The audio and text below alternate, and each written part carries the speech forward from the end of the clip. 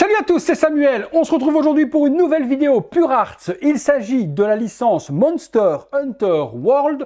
Le personnage, ou plutôt la créature que l'on va découvrir aujourd'hui, s'appelle Pukei-Pukei, une créature ultra dégueulasse dans le design, non pas dans la réalisation de Pure Arts, loin de là, mais la créature, elle est répugnante à souhait. Remerciements à Pure Arts pour l'envoi de la statue pour vous la faire découvrir. Découvrons justement ça ensemble et commençons par le packaging. Monster Hunter World par devant, sur le côté, eh bien nous retrouvons Pukei-Pukei qui est juste là, comme il est dégueu. Monster Hunter World, ici le logo de Monster Hunter également. De nouveau la statue ici représentée. En dessous, rien du tout et on revient sur Monster Hunter. Bon, montage. Je pense avoir reçu, si je ne dis pas de bêtises, la version exclusive, merci Pure Arts, et dans cette version exclusive, nous avions cette jolie illustration qui est juste là et qui reprend justement le design de Pukei-Pukei en version peinture. À l'intérieur également de ce petit plastique, nous avons le manuel de montage qui est juste là. Je regarde comment est fait justement cette art print. Ok, c'est vraiment très joli, c'est sur feuille cartonnée, un petit peu justement comme les art prints que l'on retrouve des grands fabricants, et la peinture est représentée devant. Donc ça, vous ne l'aviez en exclusivité que sur le site de Pure Arts. Je le mets de côté. Le manuel d'emploi, ok, il n'y a pas grand chose à faire. Base, bestiole, les ailes, sa langue, son dard, parfait. Petite mousse hyper protectrice pour le contenu. Le tout avec les petits logos Pure Arts. J'ouvre ça et je découvre un seul étage, j'ai l'impression, les différents éléments qui sont là. Allez, montage. On est parti pour le montage, les amis. Commençons par la base. En dessous, nous retrouvons Monster Hunter World Pukei-Pukei Exclusive Edition. C'est bien cela, la numéro 118 et uniquement 150 exemplaires pour la version exclusive pour avoir le joli art print que je vous ai montré. Je ne suis pas joueur Monster Hunter World ni Monster Hunter tout court. Je n'ai donc pas les bases ni les refs sur la créature. Ça m'a l'air d'être une créature, à mon avis, de début de jeu pour se faire la main, parce qu'elle n'a pas l'air hyper méga badass, mais bien horrible. Par contre, la statue qui m'intéresse énormément dans le monde de Monster Hunter et chez Pure Arts, c'est le Nergigante. Je pense que c'est comme ça qu'il s'appelle, l'énorme dragon. On en parlera en vidéo certainement lorsqu'il sortira. On est parti sur la base, donc des rochers, des lianes. Ce que j'aime vraiment sur la base, c'est le flocage appliqué. Ça donne un réalisme très prononcé. Donc on met de la colle et puis on saupoudre, on attend que ça sèche, on retourne, on retire le surplus et on a cet effet de verdure sur la base. Sublime. La bestiole, elle est là. Hop, on l'a. Juste ici, on va l'assembler ensemble. Eh bien, je voyais ça beaucoup plus petit et je suis agréablement surpris par la taille de la bestiole. Bon, la bestiole, on va pas se mentir que la nature s'est amusée un petit peu dans l'accouplement parce qu'on est sur un petit peu tout là. On est sur des pattes de poule, une tête de crapaud, un corps de grenouille ou de dragon, un dard de guêpe, un truc, je sais pas ce que c'est. La gueule, elle est horrible, il a un gros gosier.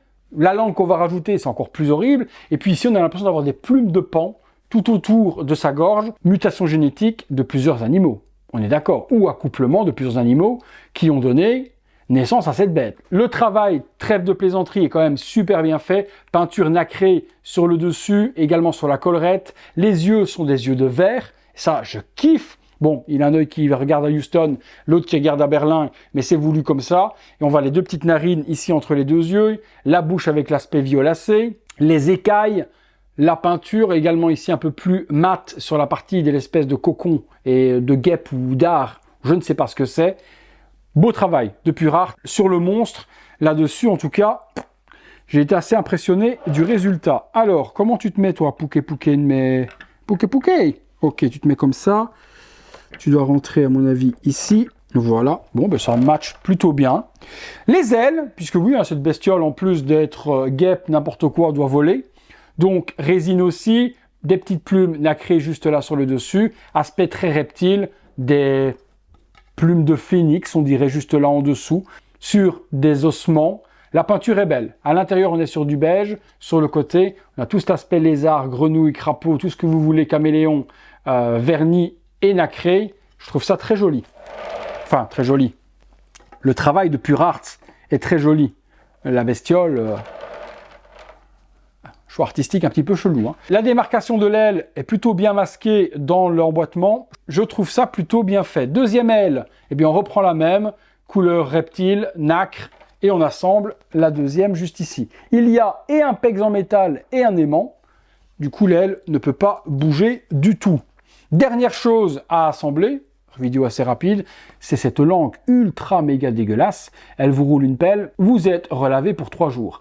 Par contre, le travail de nouveau, résine translucide, le nacre appliqué sur la langue, petit dégradé violet sur les 2 petits dards venimeux qu'elle a ici sur le bout.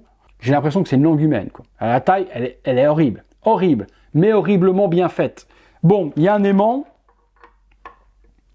Oh regardez-moi cette bestiole, quoi. Non, mais à quel moment tu fais ça, Dame Nature? Pas possible.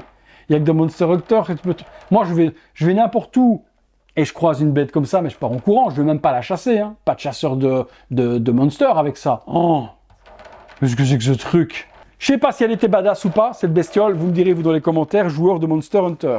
On a ici ensuite la petite plaque avec la numérotation. Il s'agit d'un numéro 118, je vous l'ai dit, sur 150 tout à l'heure. On a Pouké Pouké qui est représenté sur son petit rocher et le piédestal qui est juste là pour venir exposer la petite plaque.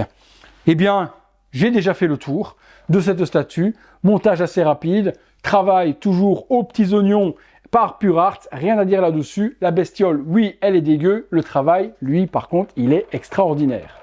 Petit tour du propriétaire, j'attends votre avis. Qui était ce monstre? Était-il facile? Pas facile? Est-il balèque? Est-il une espèce de tutoriel pour apprendre à se battre? Ou alors le monstre de ouf du jeu? Je doute. Mais bon, j'attends tout ça dans les commentaires. Si vous recherchez la statue avec la version exclusive, le hard print, et s'il en reste encore, je vous mets les liens de Pure Art dans la description de la vidéo. Si vous voulez la version régulière sans le hard print, eh bien vous la trouverez également au même endroit. Dites-moi tout ce que vous en avez pensé de cette grosse langue bien dégueu. Moi les amis, je vais vous remercier d'avoir regardé cette vidéo. Si vous l'avez aimé, le gros like, abonnez-vous, activez la petite cloche et toutes les notifications. Comme d'habitude également, vous pouvez voir toutes ces vidéos en avant-première sur le bouton rejoindre et m'aider également sur le Super Thanks. Super Thanks à tous, à très bientôt pour une prochaine vidéo. Salut à tous.